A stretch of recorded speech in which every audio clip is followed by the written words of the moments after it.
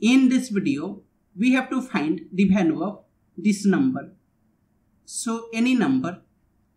a, b by c, it can be written as a plus b by c, and it will be equal to ac plus b by c.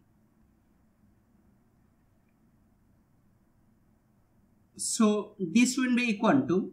999 into 999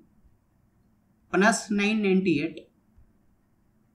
by 999 into 999, and 999 will get cancelled and it is 999 square plus 998, and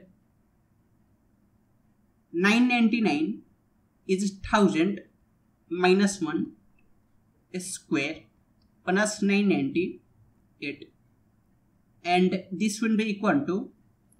1000 square minus 2 into 1000 into 1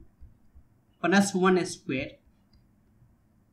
plus 998, and 1000 square will be 1000 minus 2000 plus 1 plus 998, and 1000 minus 2000 will be 998,000 plus,